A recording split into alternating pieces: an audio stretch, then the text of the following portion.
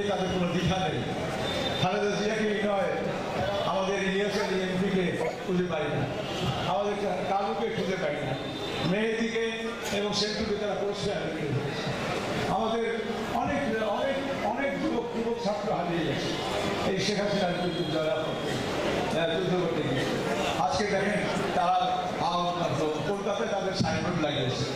আমি বলি যে সাইনবোর্ড কলকাতায় না, ওই মোদির কপালে দুঃখ আছে, ওই আওয়ামী লীগের সাইনবোর্ড কলকাতা থেকে না করলে বিভিন্ন এলাকায়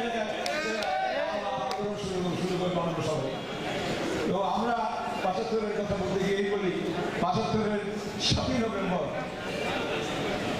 এদেশের মানুষ কিন্তু আবার ফিরে তাকিয়েছে। যখন থেকে ৭৫-এর পরে খালেদ মোশাররফের নেতৃত্বে তারা আবার ফিরে আসতে চায়, তখনই কিন্তু জনতা এবং সিপাহী ঐক্যবদ্ধভাবে ৭ই নভেম্বর পালন করেছে। আজকে আমাদের ৭ই নভেম্বর সামনে আছে। আমাদের এখানে কথা হচ্ছে পৃথিবীর ইতিহাসে অন্যান্য জায়গায়ও মিশর এবং টিউনিসে গণ অভ্যুত্থান ব্যর্থ করেছে। আমাদের এই গণ অভ্যুত্থান ব্যর্থ করলে আমাদের দেশ থাকবে না, গণতন্ত্র থাকবে না, স্বাধীনতা থাকবে না। যার জন্য সবাইকে রেডি থাকতে হবে। যদি কোনো রকম উল্টাপাল্টা কিছু করতে চায়, তাহলে বিএনপি আবারও মাঠে থাকবে, গণতন্ত্র প্রতিষ্ঠার সঙ্গে দেশকে খালেদা জিয়ার নেতৃত্বে, তারেক রহমানের নেতৃত্বে।